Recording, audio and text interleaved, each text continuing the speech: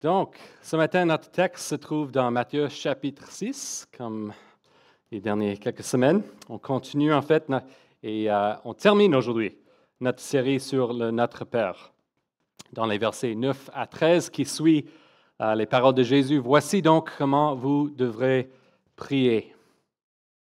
Et nous sommes rendus maintenant à notre dernier message de la série.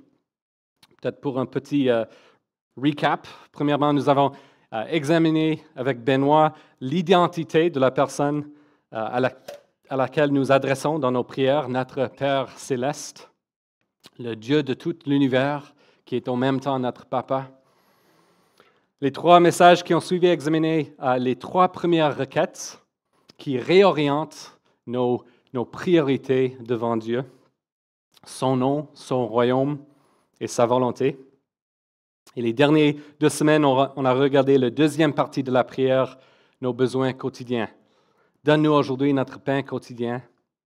Et la semaine passée, pardonne-nous nos offenses, comme nous aussi nous pardonnons à ceux qui nous ont offensés.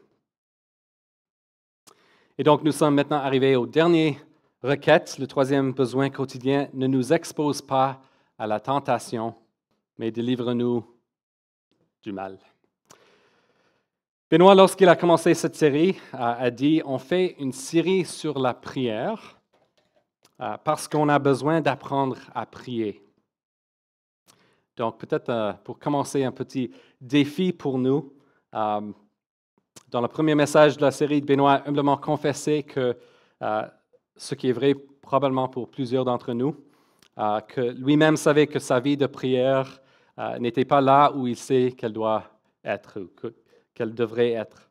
Et donc maintenant, je veux que la caméra tourne, pas de Benoît ou moi, mais à nous tous, pour nous poser comme cette même question. Comment va ta vie de prière?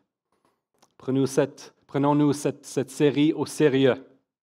Sommes-nous comme les disciples dans l'évangile de Luc, quand ils ont demandé « Seigneur, enseigne-nous à prier ». J'imagine qu'ils étaient accrochés à chaque mot, chaque parole qui sortait de Jésus. Est-ce qu'on prie cette prière que Jésus nous a enseignée? Peut-être on pense que c'est trop simple, ou peut-être c'est trop liturgique. Peut-être on pensait que Jésus ne voulait pas vraiment qu'on prie cette prière, c'était juste une modèle. Je comprends d'une certaine façon, je comprends parce que dans plusieurs religions, c'est ça la prière, c'est juste une bavardage de récitation. Mes frères et sœurs, on ne doit pas oublier que c'est Jésus lui-même qui a dit « Voici donc comment vous devrez prier, comment nous devrions prier. » Oui, c'est un modèle, on devrait remplir cette prière avec nos propres besoins, nos besoins individuels, nos besoins de notre Église. Ça devrait être une confession spécifique de nos tentations. Mais on ne devrait pas oublier que pour nous qui luttons dans nos vies de prière, et même pour ceux qui sont nos exemples à cette Église, des exemples des guerriers de prière, de la prière, cette prière est pour nous. Benoît nous a dit que plusieurs églises commencent leur culte avec le credo des apôtres et ensuite le Notre Père. Mais peut-être vous demandez, mais est-ce que les premiers chrétiens, est-ce que l'Église primitive dans le premier siècle, est-ce qu'ils priaient cette prière régulièrement? J'ai découvert cette semaine que dans un document qui s'appelle le Didaché, qui est universellement, par les commentateurs, universellement daté du 1er siècle. Ce document-là contient le Notre Père de Matthieu chapitre 6, avec les instructions de le prier 3 fois par jour. Donc, dès le 1er siècle, l'Église était en train de réciter cette prière. Frères et sœurs, notre vie de prière, tant individuelle qu'en tant d'Église, sera la force motrice qui va nous façonner. Et donc, si ta vie, si ma vie de prière laisse à désirer, pourquoi pas commencer avec cette prière, même chaque matin peut-être?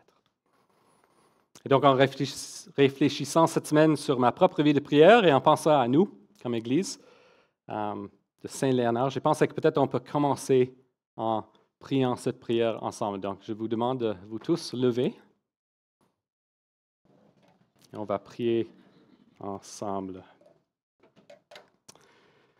Prions. Notre Père céleste, que la sainteté de ton nom soit respectée, que ton règne vienne, que ta volonté soit faite sur la terre comme au ciel. Donne-nous aujourd'hui notre pain quotidien. Pardonne-nous nos offenses, comme nous aussi nous pardonnons à ceux qui nous ont offensés. Ne nous expose pas à la tentation, mais délivre-nous du mal. Amen. Vous pouvez vous asseoir.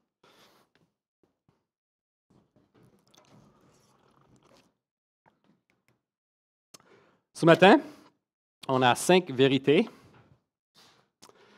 sur lesquelles nous allons méditer ce matin. D'habitude, les prédicateurs aiment 3 points, c'est plus simple, mais je pense qu'on est capable, n'est-ce pas, de gérer 5. Donc, premièrement, Dieu ne nous tente pas. Dieu nous met à l'épreuve pour notre bien. Nous pouvons et devons prier contre les épreuves. Notre ennemi est puissant et dangereux, mais finalement, notre ennemi n'est pas de taille face à notre Père.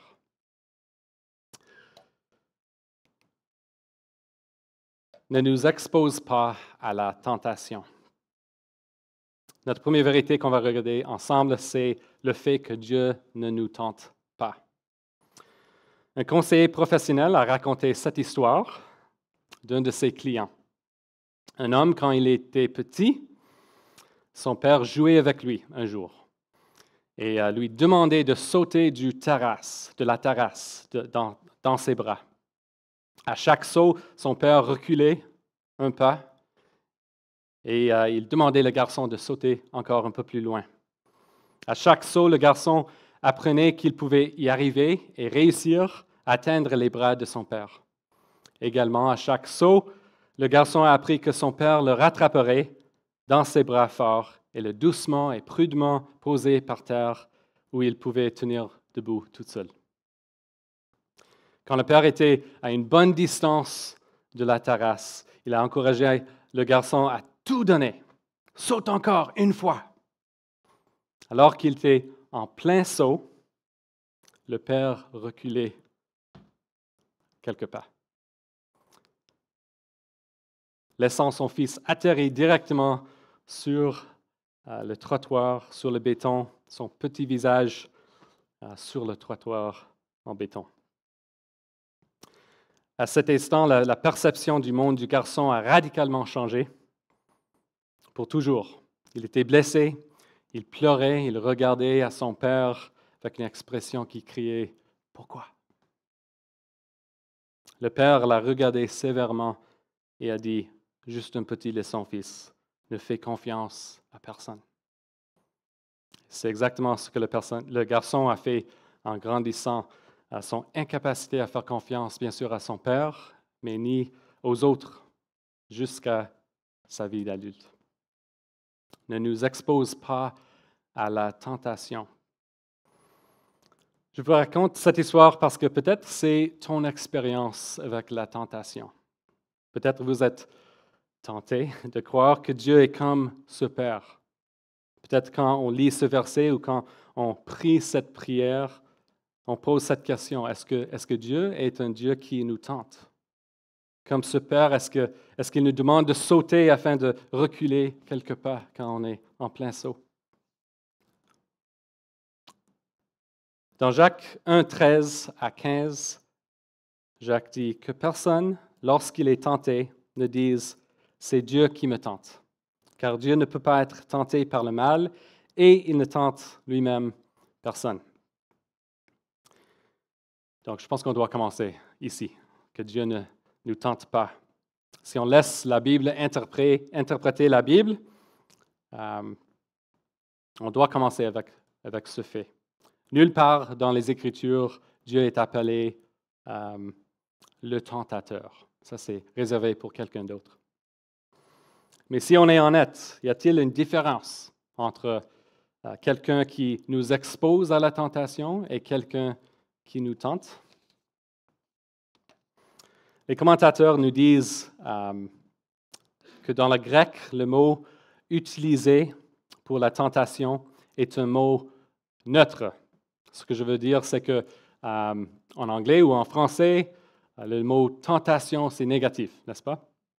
Mais dans le grec, ça peut être défini comme mis à l'épreuve ou la tentation. Donc, soit la mise à l'épreuve ou la tentation. Et donc, dans un seul mot qui ne traduise pas parfaitement dans nos langues d'aujourd'hui, on a un double sens que c'est Dieu qui nous expose à des épreuves, mais c'est Satan qui utilise ces épreuves pour nous tenter à maudire Dieu et à lui désobéir. Et donc, est-ce que c'est vrai que Dieu nous mit à l'épreuve? On sait que c'est vrai, on a plein d'exemples, n'est-ce pas, dès le début des Écritures, peut-être même dans nos propres vies, sûrement dans nos propres vies. Adam et Ève étaient testés dans le jardin. Abraham était testé avec son fils, Isaac, et plein d'autres exemples, jusqu'à le début du ministère de Jésus. Lorsque Jésus a jeûné pour 40 jours, on lit au Matthieu 4 qu'il fut amené par l'Esprit dans le désert pour être tenté par le diable. Donc on voit clairement que c'était le Saint-Esprit qui a amené Jésus dans la tentation, pour être tenté par le diable. Donc on voit clairement que Dieu en mettant ses disciples à l'épreuve, également il expose ses enfants à la tentation. Mais c'est Satan, le malin, qui tente. Autrement dit, Dieu nous mit à l'épreuve avec le but qu'on ne tombe pas, mais c'est Satan auquel Paul donne le nom, le tentateur. Au Thessaloniciens 3:5, c'est lui qui nous accueille avec l'intention qu'on tombe. Donc Dieu ne nous tente pas, mais il nous met à l'épreuve. Mais peut-être on pense toujours avec une question, mais pourquoi un père aimant ferait-il cela? Deuxième point, Dieu nous met à l'épreuve pour notre bien. Il le fait avec un but. Selon l'Islam, Dieu nous met à l'épreuve pour examiner si on va l'obéir ou si on va le désobéir, tout simplement. Donc, pour chaque individu, on a un ange sur notre épaule gauche, on a un autre ange sur notre épaule à droite, et peut-être ils ont des petits stylos, et à chaque étape, chaque décision dans nos vies, il prend des notes. Est-ce qu'on a obéi Dieu ou est-ce qu'on a désobéi Dieu? Peut-être c'est un peu comme un père qui demande à son fils de sauter de la terrasse pour voir s'il peut rester debout toute seule ou atterrir toute seule. Mais selon la Bible, pourquoi est-ce que Dieu nous mit à l'épreuve? Quelques exemples. Il y a plusieurs, c'est sûr, mais quelques exemples. Pour produire la persévérance. Jacques 1, 2 à 4 dit « Mes frères et sœurs, considérez comme un sujet de joie complète les diverses épreuves auxquelles vous pouvez être exposés, sachant que la mise à l'épreuve de votre foi produit la persévérance. Mais il faut que la persévérance accomplisse parfaitement sa tâche afin que vous soyez parfaitement qualifiés, sans défaut, et qu'il ne vous manque rien. » Donc pourquoi les épreuves? Pour produire la persévérance. Une deuxième raison, pour témoigner aux autres la grâce de Dieu. Dans 2 Corinthiens 1, versets 3 à 6, Paul dit « Béni soit Dieu, le Père de notre Seigneur Jésus-Christ, le Père plein de compassion et le Dieu de tout réconfort. Il nous réconforte dans toutes nos détresses afin que nous puissions réconforter ceux qui se trouvent dans la détresse, grâce à l'encouragement que nous recevons nous-mêmes de la part de Dieu. » Donc, persévérance, pour témoigner aux autres la grâce de Dieu. Un autre exemple, pour révéler notre caractère dans nos cœurs. Vous vous souvenez de l'homme riche dans Matthieu chapitre 19 qui s'est approché de Jésus Et il a dit, bon maître, que dois-je faire pour avoir la vie éternelle? On voit que dans ce passage, l'homme a pensé qu'il était parfait. Et même, peut-être selon les traditions juives, il était assez parfait. Il accomplissait au moins, à l'extérieur, les 10 commandements. Donc, il venait près de Jésus en disant, qu'est-ce que je dois faire pour avoir la vie éternelle? Mais on voit comment Jésus le met à l'épreuve. Il demande l'homme de vendre tous ses besoins. Et on sait qu'est-ce qui était le problème? Il était riche, il avait beaucoup. Jésus, en exigeant de vendre tous ses besoins avant de le suivre, a révélé son propre cœur. Pour cet homme, l'argent était plus important de suivre Dieu, de suivre Jésus. L'argent, c'était son Dieu. Donc, on voit comment Dieu utilise les épreuves dans nos vies pour produire la persévérance, pour témoigner de la grâce de Dieu aux autres, pour nous montrer nos propres faiblesses, nos fausses idoles. Mais la raison, je pense, qui résume toutes ces raisons, c'est le fait que Dieu nous met à l'épreuve pour renforcer notre foi, notre confiance en lui. Paul, dans 1 Corinthiens, chapitre 10, je pense, versets 7 à 11, 7 à 9, pardon. Il dit, « Et pour que je ne sois pas rempli d'orgueil à cause de ces révélations extraordinaires, j'ai reçu une écharde dans le corps, un ange de Satan pour me frapper et m'empêcher de m'enorgueillir. 3 fois, j'ai supplié le Seigneur de l'éloigner de moi. Et il m'a dit, « Ma grâce te suffit, car ma puissance s'accomplit dans la faiblesse. » Notre foi se renforce à mesure que nous prenons conscience de notre faiblesse, de notre besoin de lui. Alors, si nous repensons au Père devant son Fils sur la terrasse, à chaque fois que nous sommes rattrapés dans ses bras ou dans ses bras, le Seigneur nous montre que nous pouvons sauter encore plus loin, mais seulement si nous avons confiance en lui, confiance dans ses bras forts, qu'il est fidèle et bon pour nous rattraper, pour nous délivrer du mal. Donc Dieu ne nous tente pas et nous met à l'épreuve pour notre bien. Mais nous pouvons et nous devons prier contre les épreuves. Une autre question. Si les épreuves renforcent notre foi, pourquoi est-ce que Jésus nous enseigne de prier que Dieu ne nous expose pas à la tentation? Pourquoi prier contre une bonne chose? Je pense qu'il y a 2 façons à répondre à cette question. Premièrement, les épreuves ne sont pas bonnes. Je pense qu'on est tous d'accord avec ce fait-là. La première chose à retenir, bien que les épreuves puissent produire des fruits dans nos vies, pour dire quelque chose d'évident, les épreuves ne sont pas bonnes en soi. Ce n'est pas bien quand nous sommes malades. C'est encore pire quand nos enfants sont malades. Quand nos proches meurent, quand nous perdons notre emploi, quand nous avons des difficultés financières. Ces choses ne sont pas bonnes et Jésus ne prend plaisir à cela. Même quand on regarde un peu, pense à la vie de Jésus, quand il a appris la mort de son cousin Jean-Baptiste, il s'éloigna pour pleurer seul.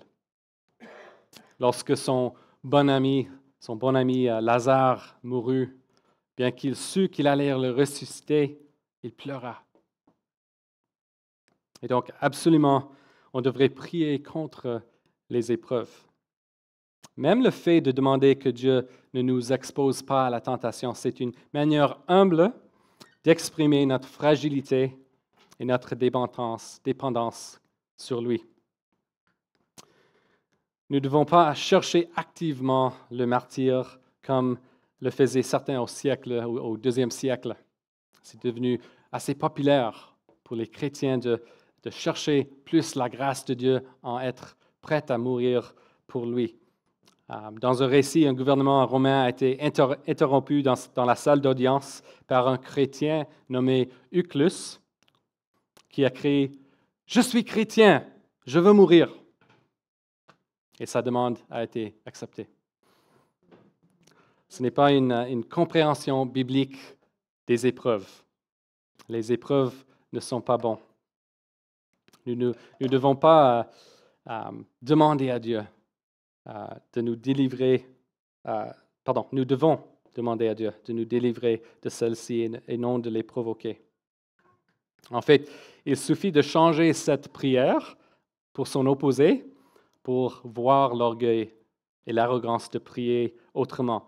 Père, mets-moi à l'épreuve, je suis prêt. Il y a l'histoire de deux individus, deux hommes, sous la règne de la reine Marie, qui fit tuer près de 300 hommes pour avoir cru et proclamé l'Évangile, dont le nom Marie la sanglante. Deux d'entre eux étaient en prison sur le point d'être brûlés vifs. C'est une vraie histoire. L'un se vantait fièrement auprès des autres prisonniers qu'il serait un homme courageux face au feu. Il était tellement ancré dans l'Évangile qu'il ne pouvait jamais renier Jésus. L'autre était un pauvre homme tremblant, très craintif face au feu imminent, conscient de sa sensibilité à la souffrance. Il avait peur. Il avait peur des flammes et la douleur intense de brûler. Il avait peur qu'il va renier Jésus devant les flammes. Et donc, il exhortait ses amis, ses compagnons, ses prisonniers à prier pour lui. Il criait constamment à Dieu pour obtenir la force dans sa faiblesse. Pendant ce temps, l'autre homme le réprimandait pour son manque de foi. Puis ils arrivèrent tous les deux au feu. Celui qui avait été si audacieux vit les flammes et sur le champ reniait sa foi. Il survécut, mais ne confessera plus jamais Jésus comme Seigneur. L'autre homme, dont la prière tremblante avait constamment été « Ne nous induis pas dans la tentation, ne nous expose pas à la tentation, mais délivre-nous du mal. » Par la grâce de Dieu, il se rendit au feu. Plutôt que de renier sa foi, il chanta des louanges à Dieu tant qu'il avait encore souffle. Le proverbier pris dans Proverbe 30, 7 à 9, « Ne me donne ni pauvreté ni richesse, mais accorde-moi le pain qui m'est nécessaire. Sinon, je risquerai une fois rassasié de te renier et de te dire qui est l'Éternel. Ou après avoir tout perdu, de voler et de m'en prendre au nom de mon Dieu. » On voit un homme qui réalise ses faiblesses et prie contre ses épreuves. Hier, j'ai reçu un texto d'un ami, un ex-musulman qui suit le Seigneur. Et présentement, il est en Afrique du Nord et il m'a envoyé un texte et il a dit « Khoya, mon frère, prie pour moi. Je suis prête maintenant de partager ma foi avec ma famille. Prie pour moi. » Donc, si c'est vrai que les épreuves sont bonnes, est-ce que je devrais juste répondre « J'espère pour toi que ta famille va te renier. » Non, je prie pour lui.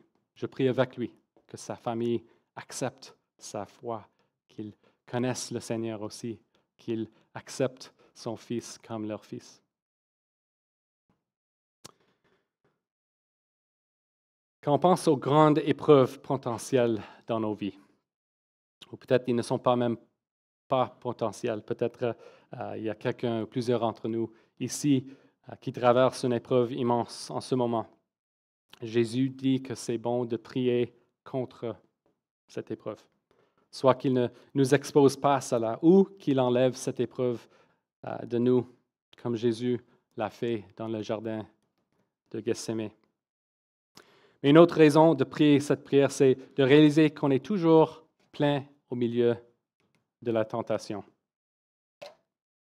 Déjà dedans. C'est ça la vie, n'est-ce pas?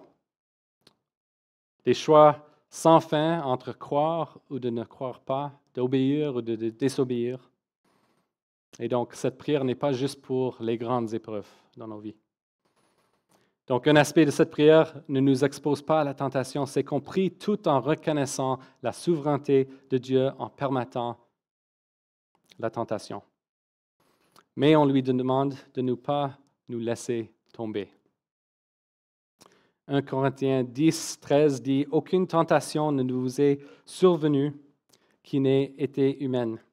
Dieu est fidèle, et il ne permettra pas que vous soyez tentés au-delà de vos forces. Mais avec la tentation, il préparera aussi le moyen d'en sortir afin que vous puissiez la supporter. »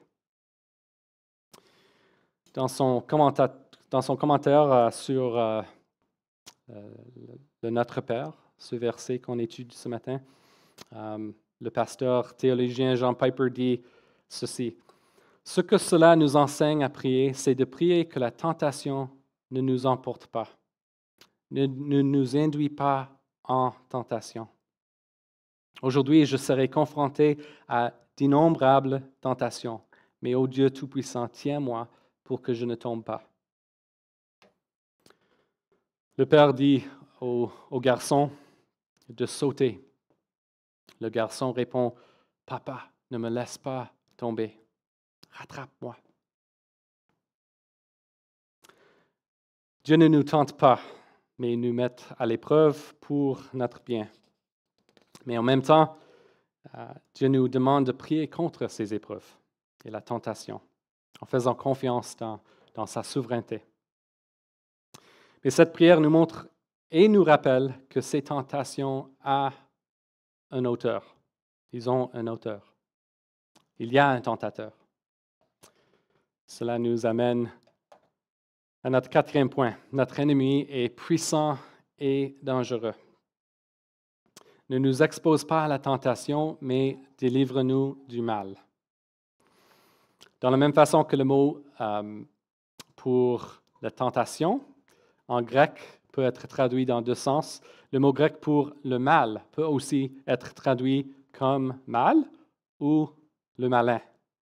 C'est la raison pour laquelle, peut-être dans plusieurs de vos traductions ici, Louis II dit « délivre-nous du malin », tant que Second 21 dit « délivre-nous du mal ». Mais comme l'expression que Jean-François m'a appris, il ne faut pas s'enfarger dans les fleurs du tapis. Même si notre culture à l'Occident veut nous convaincre qu'au fond, le cœur de l'humanité est bon, on sait que ce n'est pas vrai. C'est Jésus qui a dit dans Matthieu 15, 19, « En effet, c'est du corps que viennent les mauvaises pensées, les meurtres, les adultères, l'immoralité sexuelle, les vols, les faux témoignages, les calomnies. » Ou encore, c'est Jacques qui dit dans son épître, dans chapitre 1, au verset 14, que chacun est tenté quand il est attiré et entraîné par ses propres désirs. Donc, délivre-nous du mal. C'est clair que le mal est dans chacun de nous. Mais à l'Ouest, pour les chrétiens, dans l'Occident, je ne pense pas qu'on lutte trop avec cette vérité, si on est honnête avec nous-mêmes, comme chrétiens. On sait que le mal existe en nous. Mais ce qu'on lutte avec, je pense, c'est l'idée, je parle de moi-même au moins, c'est l'idée qu'il existe un royaume des ténèbres. Depuis le siècle des Lumières, notre focus ici à l'Ouest, c'est toujours ce qu'on peut voir, ce qu'on peut toucher avec nos mains. Donc l'idée du domaine surnaturel est considérée comme la folie. Et cela a eu un grand impact, je pense, à l'Église, ici au Canada. Beaucoup plus qu'ailleurs dans le monde. J'imagine que plusieurs d'entre vous qui viennent d'ailleurs, c'est plus évident qu'ici. Paul dit en Éphésiens 6, 12, « En effet, ce n'est pas contre l'homme que nous avons à lutter, mais contre les puissances, contre les autorités, contre les souverains de ce monde de ténèbres, contre les esprits du mal dans les lieux célestes. » J'imagine que la majorité d'entre nous, on connaît ce verset-là, mais est-ce qu'on le croit vraiment? Délivre-nous du malin. Dans son livre « Les lettres de Screwtape », l'auteur C.S. Lewis décrit une correspondance fictive entre un démon âgé et son junior. Donc, lui, il s'appelle Screwtape. Son petit démon s'appelle Wormwood. Et il écrit à son junior, il déclare, « Je ne pense pas que vous aurez beaucoup de difficultés à garder le patient dans l'ignorance. Le fait que les démons soient principalement des figures comiques dans l'imagination moderne vous aidera. Si une légère suspicion de votre existence commence à naître dans son esprit, suggérez-lui l'image de quelque chose en collant rouge. Et persuadez-le que, puisqu'il ne peut pas croire dans quelque chose comme ça, donc il ne peut pas croire en vous, en toi. » Donc, est-ce quelque chose avec lequel nous luttons si nous sommes honnêtes avec nous-mêmes? Même si on est né, même si vous êtes né dans une région du monde où le monde surnaturel est peut-être un peu plus évident. Peut-être après quelques années ici au Canada, on commence de nouveau à douter. Peut-être on peut ouvrir nos Bibles à 2 Rois, chapitre 6. 2 Rois, chapitre 6. On va commencer au verset 8.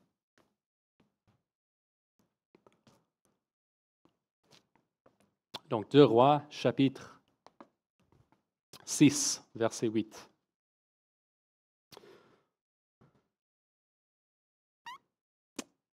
Le roi de Syrie était en guerre avec Israël.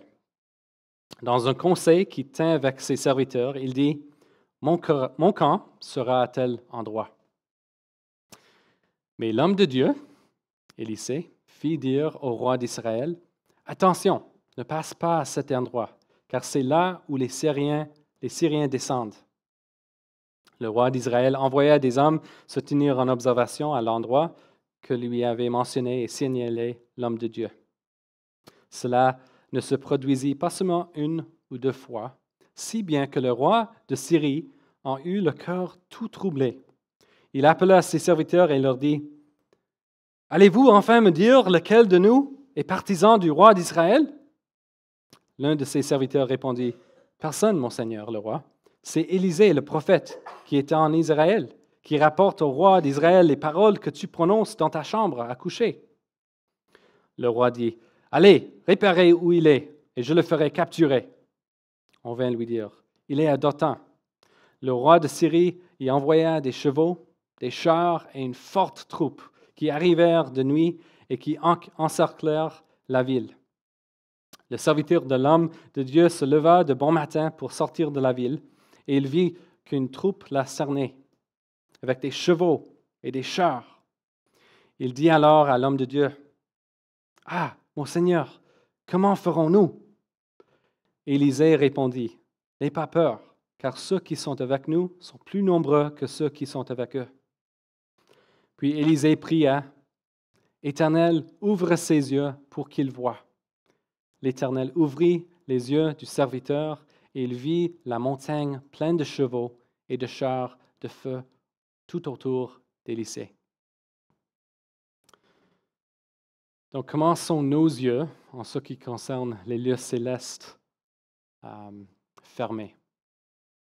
Le Seigneur a donné les yeux à Élisée de voir les armées célestes. Il a ouvert les yeux de son serviteur. Mais je pense que nous, certainement moi, on a besoin que nos yeux soient ouverts. On a besoin que nos yeux soient ouverts à la puissance de l'armée de Dieu, n'est-ce pas? Mais aussi qu'ils soient ouverts à la puissance de l'ennemi aussi.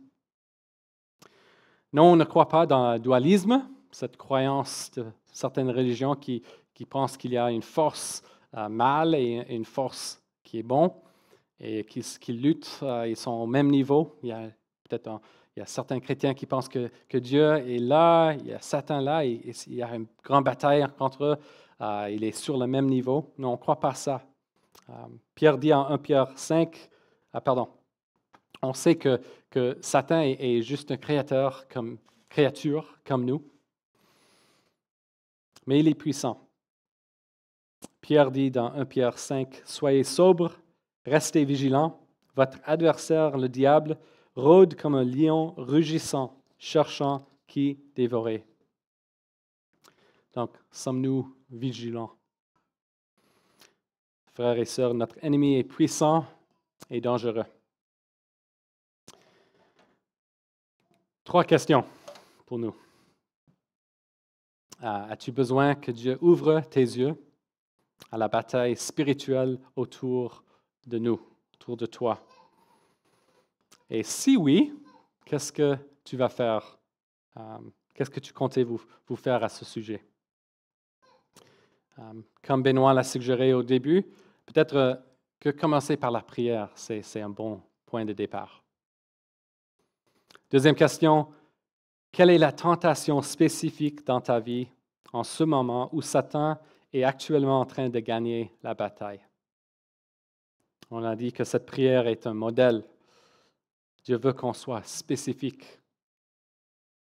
Et pendant que vous priez cette prière, que faites-vous de radicalement différent pour y mettre fin? Cela mène à la 3e question. Prions-nous pour nos frères et sœurs. Benoît nous a montré que cette prière commence notre Père, n'est-ce pas? C'est pas vraiment, ça peut être une prière individuelle, mais ça commence avec même notre verset aujourd'hui, c'est ne nous expose pas à la tentation. Donc, comment en tant qu'Église, prions pour nos frères et nos sœurs qui luttent avec les épreuves et la tentation. C'est facile de dire le dimanche matin, dimanche après-midi, comment ça va? Comment va ton week-end? Mais est-ce qu'on demande comment ça se passe avec les tentations dans ta vie? Est-ce que je peux prier pour toi? Avez-vous un frère ou une sœur mûr dans la foi à qui vous pouvez confesser tes luttes? Peut-être toi, est-ce que tu es un de ces frères ou un de ces sœurs pour les autres? Donc, en conclusion, Satan ne veut pas que nous appelons Dieu notre Père céleste. Satan souhaite que le nom de Dieu soit profané. Satan souhaite que son propre règne vienne sur la terre. Satan ne veut pas que nous nous réjouissions de la bonté de Dieu, ni qu'on demande pardon ou qu'on pardonne les autres. Et notre dernier point est que sur la croix de Jésus, la tête du serpent a été écrasée. Amen. Oui, notre ennemi est redoutable encore pour un petit moment. Oui, son armée est beaucoup plus puissante que nous-mêmes. Mais nous conclurons sur ce point, il n'est pas de taille face à notre Dieu. Apocalypse chapitre 20 nous réconforte, un jour le diable sera jeté dans l'étang de feu pour toujours. Les psychologues nous disent que lorsque les pères lancent leurs enfants en l'air, peut-être leur mère aussi, peut-être un peu moins habituel, les enfants apprennent que le monde peut être un endroit effrayant. La première fois, leurs yeux sont grands ouverts de peur. Mais lorsque leur père les rattrape, cela leur donne leur confiance et la sécurité dans les bras de leur père. Oui, le diable et son armée sont réels, ils sont puissants. Mais Seigneur, ouvre nos yeux à cela. Rends-nous humbles face à notre fragilité, mais en même temps, montre-nous ta puissance. Convainc-nous qu'il n'est pas de taille face à toi. Tes bras sont forts pour nous rattraper. Il nous gardera. Amen.